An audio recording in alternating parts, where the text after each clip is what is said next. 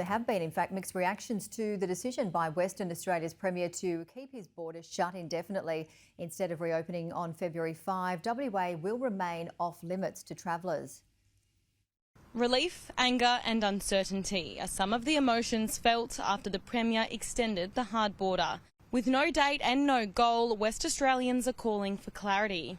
I think it's a bit of a joke, really, because how are we expected to try and achieve a goal when we don't even know what that goal is? Well, we're going to have a review, and obviously Western Australia will open at some point in time, subject to the results of that review. The Premier is blaming Omicron as the catastrophe that's keeping the borders up. The opposition leader says the government has left hospitals ill-prepared for COVID, a sentiment echoed by members of the public. But I'm concerned too that the real reason is the hospital system. That's my concern, and it's not been said.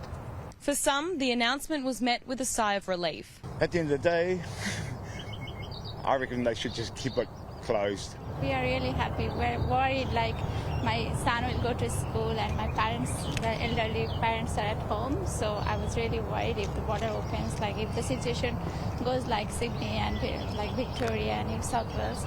So we are really happy. The President of the Australian Medical Association, Dr Omar Khorshid, has criticised the Premier, labelling him a one-trick pony and calling for more courage from the leader. The local AMA endorsed our move and called for it. So I think the AMA is a little bit confused. The state's lead newspaper, The West Australian, has joined the chorus, lashing out at the Premier for his lack of preparedness.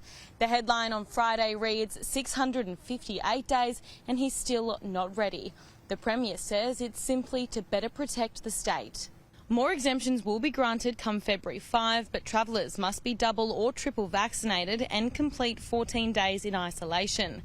The state recorded 7 local cases on Friday. The source of infection for 4 of them has not been determined.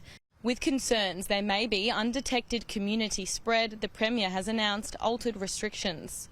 For all public events on Australia Day, mask wearing will be required for both indoors and outdoors. With no end date set for the new hard border, many are wondering if the state is not opening now, when? Holly Edward-Smith, Sky News, Perth.